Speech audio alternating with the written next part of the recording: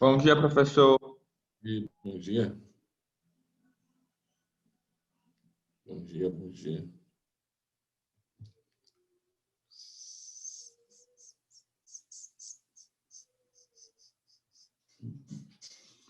Tarará, tarará. Vamos.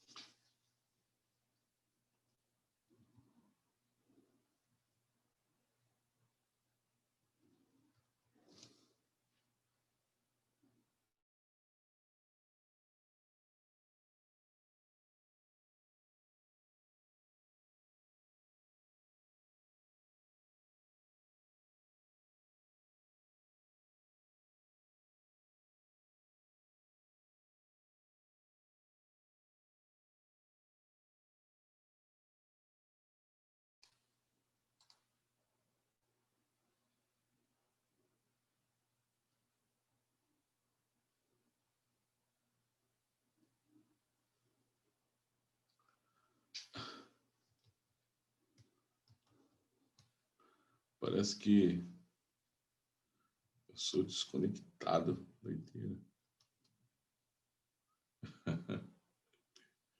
Deixa eu pegar o livro de vocês aqui rapidaço.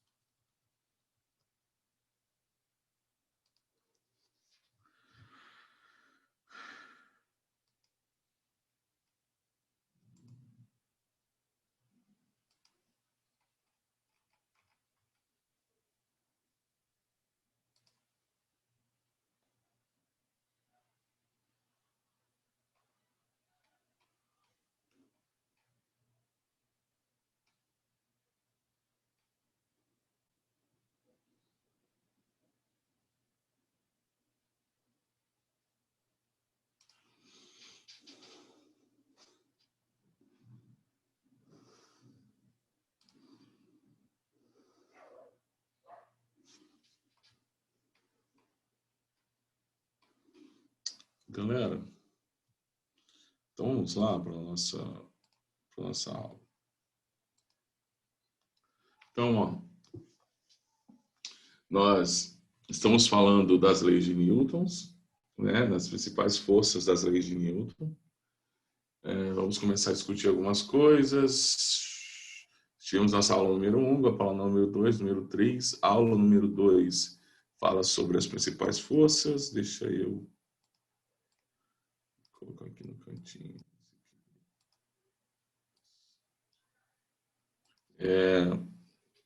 Fala sobre força elástica. Então, essa aula fala sobre plano inclinado. Então, fala sobre peso, plano inclinado, normal, associação de polias.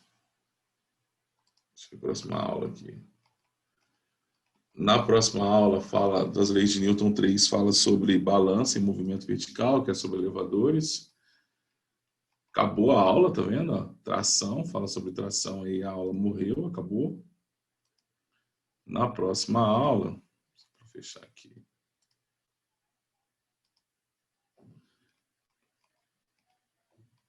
Fala sobre atrito. Show? Então quer dizer que leis de Newton 1, 2, 3 e 4 estão todos associados, e aí o capítulo 16 do livro de vocês, só para a gente... Do livro 16 de vocês, a aula 16 vai ser sobre dinâmica do movimento circular, que, como eu disse para vocês, então estamos na nossa aula, deixa eu voltar, livro 4 de Física,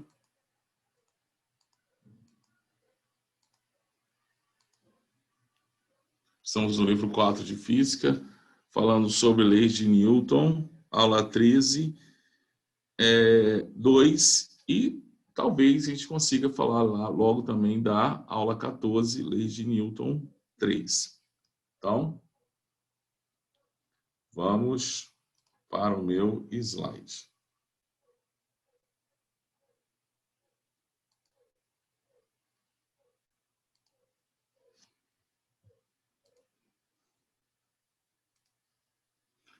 Então, CCR, pré-física,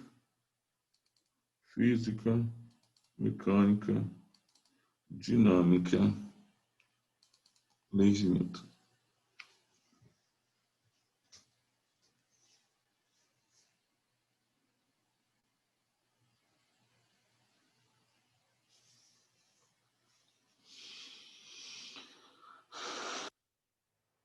Então, vamos lá. Então, nós já discutimos algumas coisas, correto, das leis de Newton. Vamos falar agora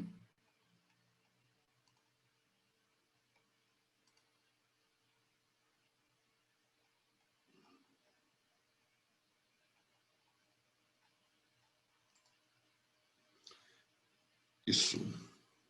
Então, vamos falar então das nossas principais forças existentes nas leis de Newton.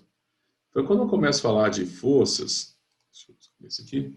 Quando eu começo a falar de forças, principais forças, eu vou pensar nessas daí. Então, tá vendo? Todas as aulas estão aí, ó. Vou falar de força peso, força elástica, normal, tração e atrito, e depois as suas aplicações. Então, vamos seguir. Primeiro, peso.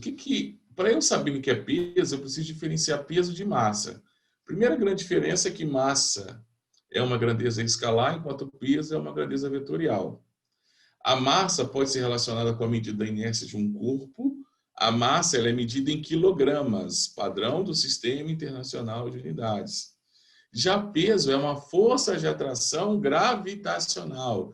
Então, esse peso ele depende da intensidade com que esse astro, esse planeta, esse satélite, esse corpo atrai o outro. Então, peso é uma grandeza variável, que ela depende do campo gravitacional. Já massa é uma grandeza invariável. A massa ela não vai mudar independentemente do local do universo que você for. Tá claro? Então, massa ela é sempre mantida constante. Já peso varia. Tá?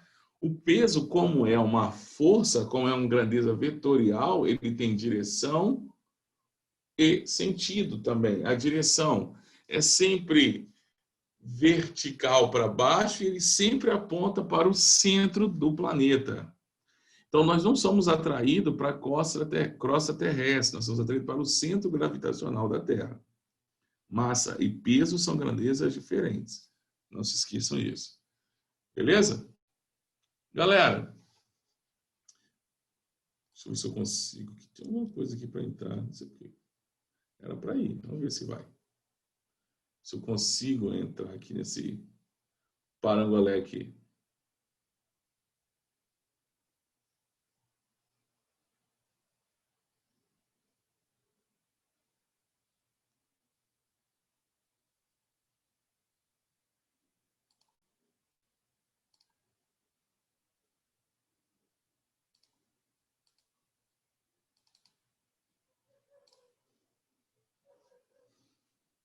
Eu acho que ele não vai, não. Era um simulador de peso. Só... Oi? Pode botar um slide para mim?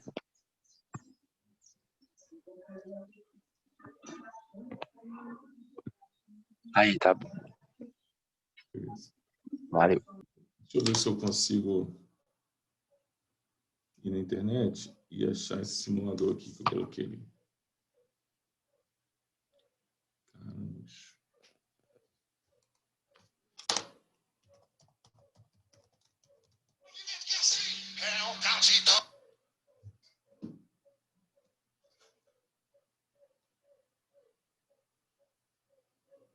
Só um minutinho.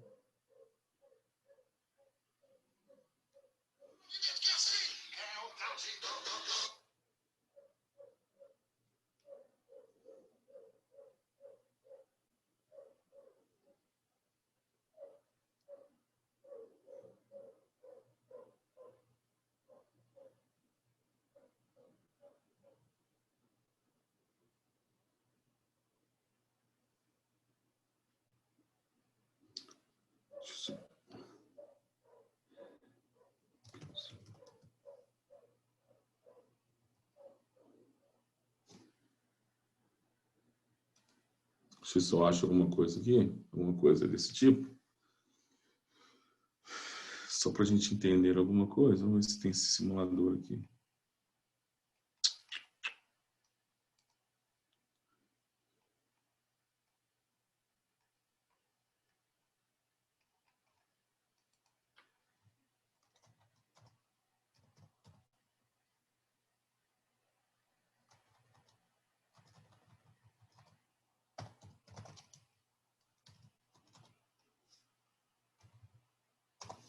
Eu provavelmente aqui não vou.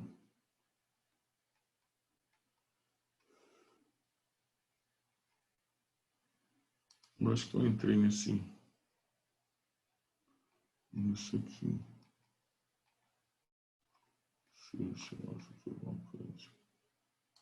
Aqui, na realidade, ele é questão de salto, né? Então, por exemplo, você na Terra, né? Se você fosse saltar na Terra, você conseguiria aqui poucos centímetros, dependendo de uma pessoa normal, em média, 40 e pouco e tal. E utilizando essa força que essa pessoa tem nas pernas, por exemplo, se ela fosse para Júpiter, olha, ela quase não conseguiria sair do chão.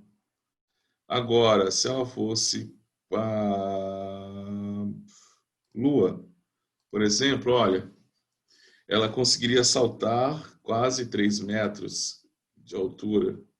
Então, imagine se ela fosse para Marte, ó, ela conseguiria saltar bem mais do que aqui na Terra. E por que essa sensação Saturno? Vamos colocar então, Vênus. Então, você está vendo que cada planeta tem a sua gravidade variável. Olha a altura que essa pessoa iria. Só para você ter uma ideia. Então, quer dizer que o que está acontecendo aqui? É a sensação de leveza devido à ação do seu peso. Porque peso é massa vezes gravidade. Então, peso é massa vezes gravidade. Então, quer dizer que o seu peso vai depender, já que isso é invariável no nosso universo, vai depender da gravidade com que esse planeta está te atraindo. Então, quer dizer que, né? Então, quer dizer que se eu diminuir a gravidade desse planeta, desse satélite que seja, o peso também vai diminuir. Porque peso é uma grandeza variável que depende da gravidade. Claro, gente, que aqui na Terra também a gravidade, ela aumenta em sentido aos polos, então aqui eu tenho uma gravidade maior do que na linha do Equador, porque na linha do Equador eu estou mais distante do centro. E com os polos são achatados, então quer dizer que esse mesmo indivíduo, se ele medir seu peso na linha do Equador e medir seu peso no polo norte ou polo sul, ele vai observar valores diferentes. Tá? Então quer dizer que o peso varia com a latitude aqui na Terra e com a altitude. À medida também que eu vou ficando mais alto, quanto mais alto eu estiver, menor será a atração gravitacional. Então quer dizer que eu posso pensar que a minha gravidade ela é diretamente proporcional à minha latitude, maior gravidade, e a minha gravidade ela é inversamente proporcional à minha altitude. Quanto mais alto, quanto mais distante eu estiver desse centro gravitacional, menor a gravidade. Aí, já que gravidade e peso são diretamente proporcionais, a gente consegue fazer as nossas analogias. Show? Galera, força elástica. Então, o peso está tranquilo, vou para a força elástica. A força elástica é uma força de reconstituição, perfeito? Já mostrei, inclusive, algumas coisas para vocês disso, vou mostrar de novo, só para a gente poder entender, para que vocês consigam fazer mais exercícios aí.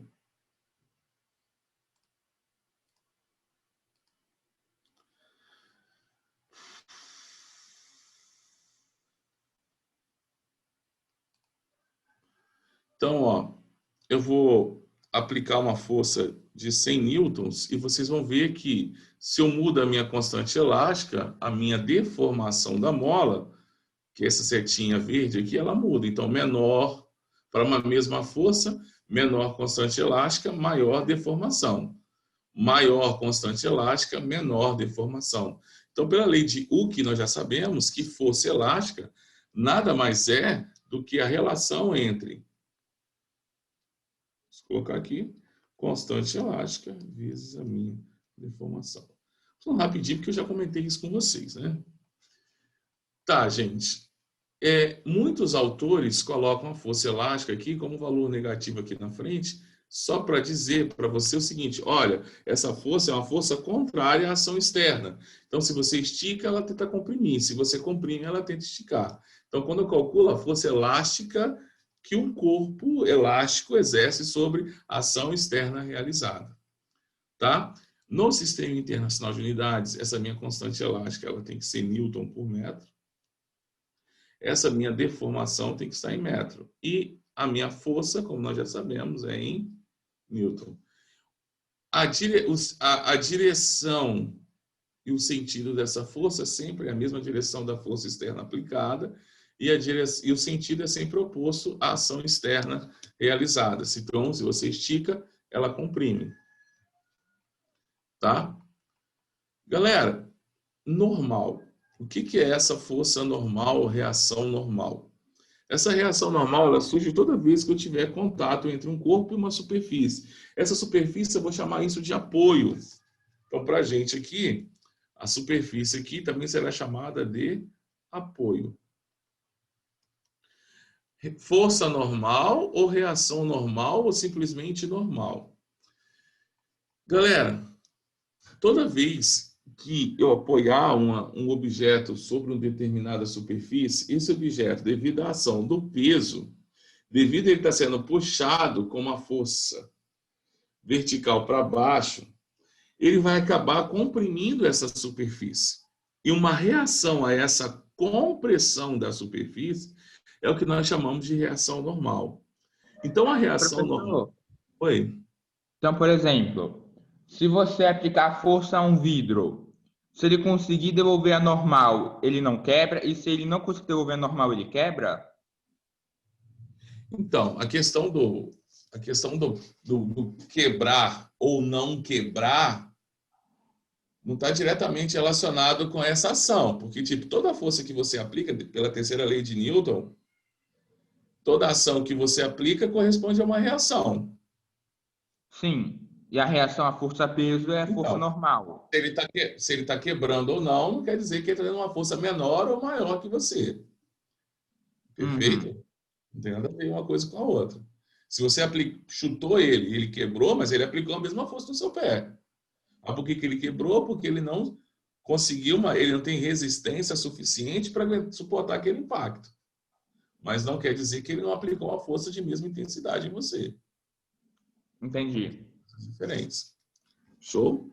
Por exemplo, seria a mesma coisa, você pensasse assim, é a mesma coisa assim, então você empurra a parede, é você que vai para trás. Então quer dizer que a força que você aplicou na parede é menor do que a força que a parede aplicou em você? Não, elas são iguais.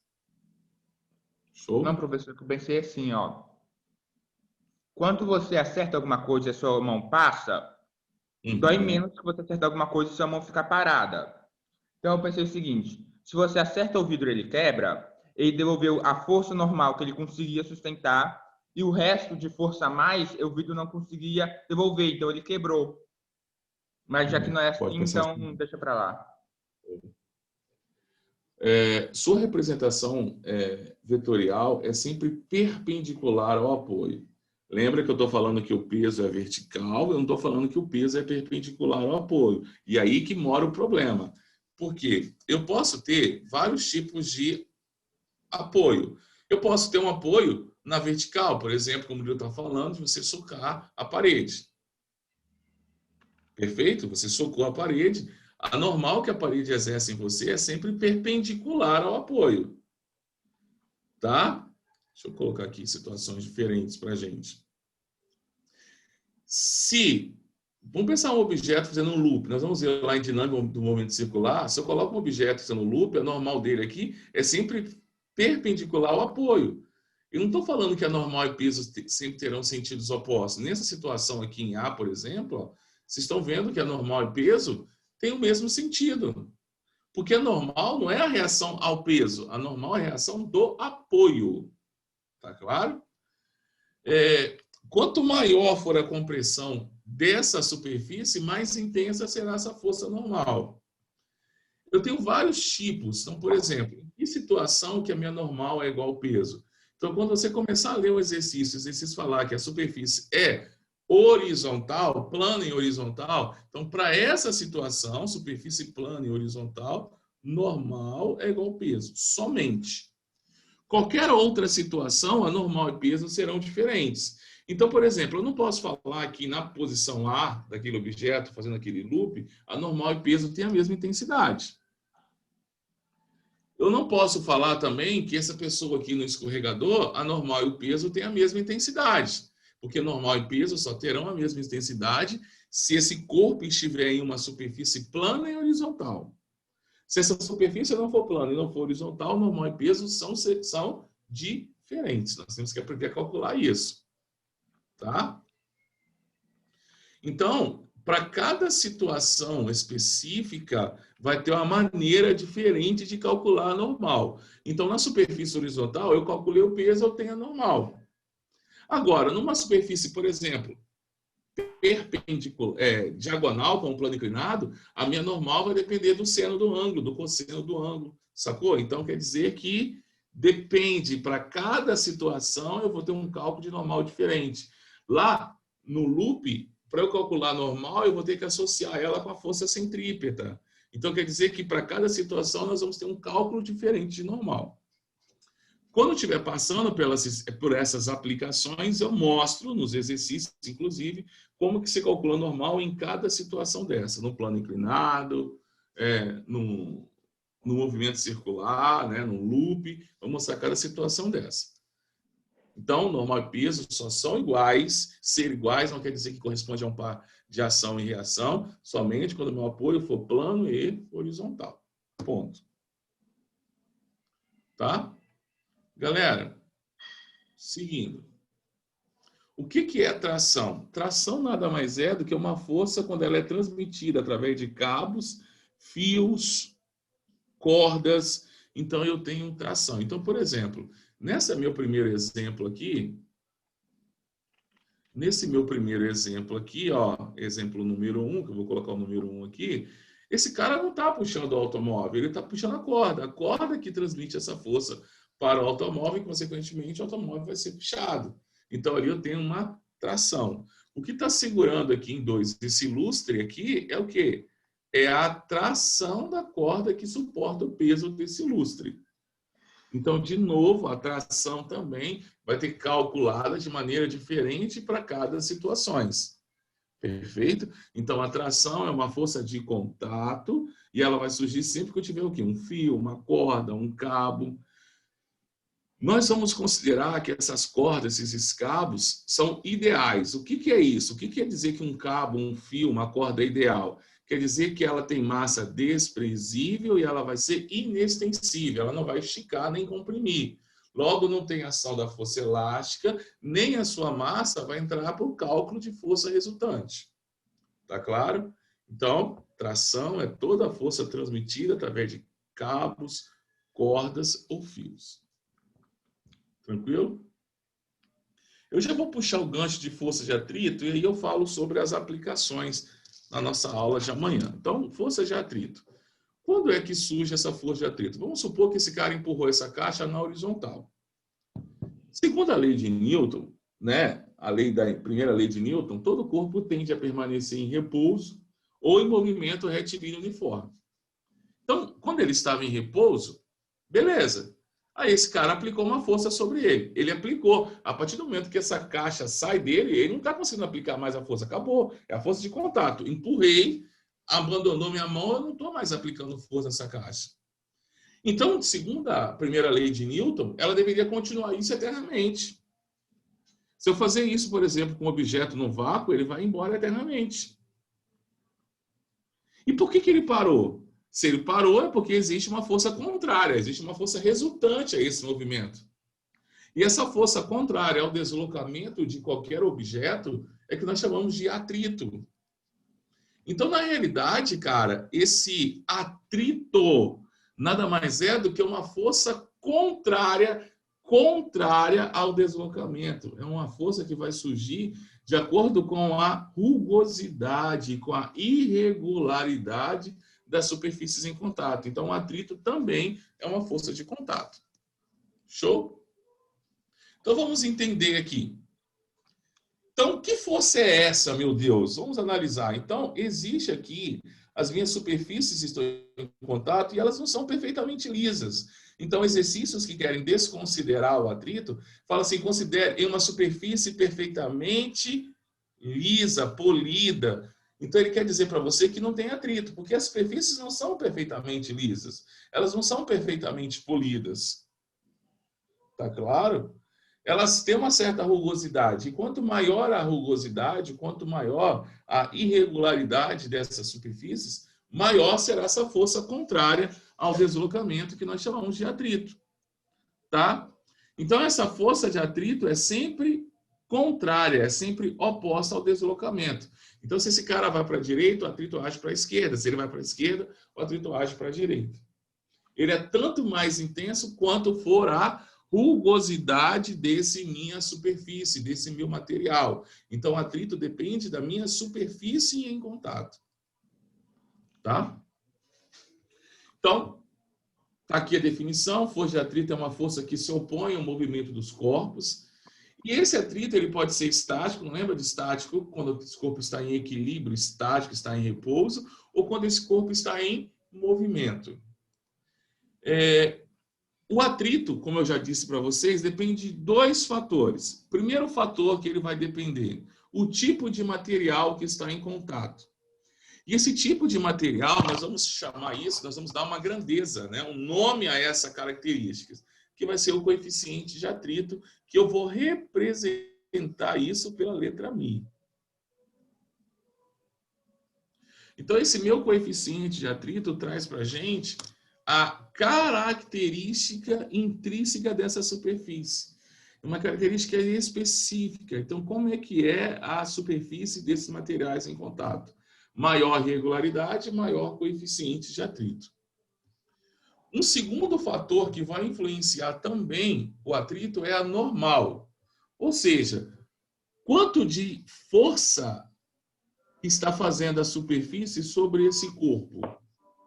Então, quer dizer que o atrito depende de duas grandezas, coeficiente de atrito, que é a regularidade de superfícies, e a normal, a reação que esse apoio exerce sobre esse corpo. Então, características, generalizando, o atrito se opõe ao movimento, ele depende da natureza e da rugosidade da superfície, é proporcional à normal e sempre vai transformar a energia cinética em uma outra forma de energia, preferencialmente energia térmica, que essa será a mais exacerbada. Tá? Como que eu calculo o atrito? A força de atrito ela é calculada pelo produto entre o meu coeficiente de atrito e a minha normal. Lembrando, aí, dependendo do tipo de superfície que eu tenho, essa normal será calculada de maneira diferente. Se essa superfície for plana e horizontal, para esses casos, normal é igual ao peso. Então, tem que ter cuidado e analisar a situação problema. Como é que está o apoio? Como é que esse corpo está apoiado sobre esse apoio? Tá? Então, vamos lá. A força de atrito, como eu disse para vocês inicialmente, ela é dividida em um atrito estático, quando esse corpo está em repouso, ou atrito dinâmico, quando esse cara está em movimento. Show? Esse atrito estático, ele só vai atuar quando esse corpo ainda não está em deslizamento. E o que a gente calcula é a força de atrito estática máxima, ou seja, é a mínima força necessária para esse corpo entrar na iminência de movimento. Qualquer força menor do que aquela e até o atrito estático máximo, esse corpo não está em movimento. Quando eu chego no atrito estático máximo, ele está na iminência, quer dizer que qualquer peteleco a partir dali, ele entrará em movimento. Quando ele passa a entrar em movimento, meu atrito deixa de ser estático e passa a ser dinâmico.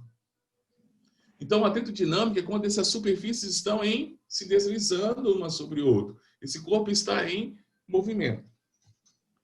O meu coeficiente de atrito estático, ele é sempre maior do que meu coeficiente de atrito dinâmico ou cinético. Eu vou usar o D, mas pode aparecer o C. Logo, eu posso pensar que a minha força de atrito estática máxima é maior do que a minha força de atrito dinâmico. A minha força de atrito estática máxima, então, minha força de atrito estática, o Ezinho de estática, ele é sempre maior ou igual a zero, porque ele pode ser zero, e ele é sempre menor ou igual ao meu coeficiente de atrito estático vezes a normal. Então, quer dizer que meu atrito estático ele varia de zero até o máximo valor. Nesse máximo valor, eu digo que o meu corpo está na iminência de se movimentar. Ele ainda não se movimenta, mas ele está iminente a se movimentar. Qualquer peteleco ele vai. Perfeito? Vamos analisar as fórmulas, então. Tenho duas fórmulas. Como que eu calculo a força de atrito estático máximo? Coeficiente de atrito estático vezes normal. Como que eu calculo força de atrito dinâmico ou cinético? Coeficiente de atrito cinético vezes normal. Cinético ou dinâmico são sinônimos para a gente. Tá claro? Importante para a gente, o coeficiente de atrito estático é sempre maior do que o cinético. Há exercícios que eles não especificam quem é o cinético e quem é o estático. Então, ele considera que é tudo um só. Não tem problema. Tá? Então, fica muito atento também a situações e problemas. Galera, se eu fosse representar as forças que atuam nesse corpo aí, nessa superfície horizontal, eu teria peso, que é a atração gravitacional que a Terra exerce sobre esse corpo. Eu teria normal, que ao ser puxado com essa força peso por centro gravitacional, e essa superfície está impedindo dele seguir para o centro gravitacional, essa superfície ela é comprimida e ela reage a essa compressão com uma força contrária, chamada de normal. Ponto. Colocando os dados, suponhamos que a massa desse corpo vai ser igual a 1 kg, o coeficiente de atrito estático dele vale 0,3 e o cinético 0,2. Vamos fazer uma tabelinha e preencher esses dados. Vamos supor que eu não apliquei... Eu não estou tentando empurrar esse cara, não, cara. Esse cara está parado ali, eu não vou empurrar ele, não. Está parado. Qual vai ser a minha força de atrito estático? Já força de atrito? Zero também. Ele não está tentando entrar em movimento. A força de atrito só surge quando esse corpo tentar entrar em movimento. Ele não está tentando entrar em movimento. Está ali, ó, em equilíbrio. Peso igual ao normal, vai nem para baixo nem para cima. Acabou. Agora, vamos supor que eu apliquei uma força de 1 newton. Será que ele entra em movimento se eu aplicar uma força de 1 newton? Eu preciso calcular essa força de atrito estático máximo. Vamos calcular aqui rapidinho, aqui embaixo? Então, a força de atrito estática máxima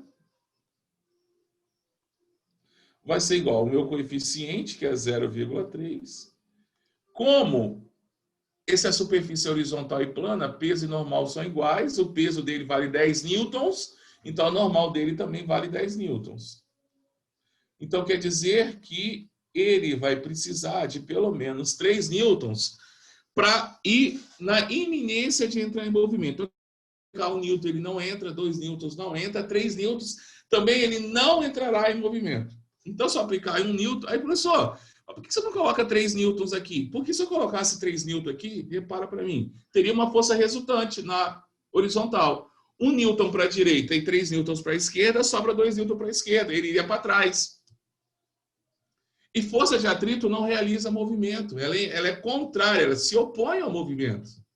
Então, por isso que eu coloquei lá no slide anterior, deixa eu voltar aqui rapidinho, Eu coloquei no slide anterior que a minha força de atrito estática ela varia de 0 até o máximo, que é o coeficiente vezes normal. Então, se eu aplico uma força de 1 newton, vai agir 1 newton para a esquerda. Se eu aplicar uma força de 2 newtons para a direita, vai existir 2 newtons para a esquerda. Se eu aplicar uma força de 3 newtons para a direita, vai aplicar uma força de 3 newtons para a esquerda. Nessa situação, eu tenho o que nós chamamos de iminência de movimento. Esse corpo está prestes, um peteleco e ele entrará em movimento. Oi? Ah, tá. Travou. Oi? Não, tinha travado. Desculpa, professor. Ah, tá. Ele está na iminência de entrar em movimento. Ele ainda não entrou em movimento. Agora, professor, se eu aplicar uma força de 4 newtons, qual vai ser a força contrária? Aí nós vamos calcular o nosso força de atrito cinética. Vamos calcular. Vai ser igual a 0,2 vezes 10. Que vai dar quanto isso? 20 newtons. Professor, então quer dizer que eu tenho 20 newtons. 20 newtons. 2 newtons. Deixa eu apagar aqui. 22. 2 newtons. Então quer dizer que a partir do momento que ele entra em movimento, que foi o caso de 4 newtons, qual é a força que vai agir contrária? 2 newtons. Professor, é só aplicar uma força de 5 newtons. Quanto que vai ser o atrito? 2 newtons. Então, a partir que ele entra em movimento, a força de atrito cinética é aquele. 2 newtons para sempre. Se eu colocar 50 newtons de força para a direita, 2 newtons para a esquerda. Então, quer dizer que em todo o corpo, a força de atrito ela vai aumentando, ela começa em 0, ela vai aumentando, até chegar ao máximo, que é a força de atrito estático máximo, é o ponto que esse corpo está na iminência de entrar em movimento. Aí ele entra em movimento, esse gráfico, ele é interceptado e começa agora a ser paralelo ao eixo das abscissas. Professor, como assim, professor? Eu quero entender isso. Ficaria como, então? Meu gráfico ficaria assim.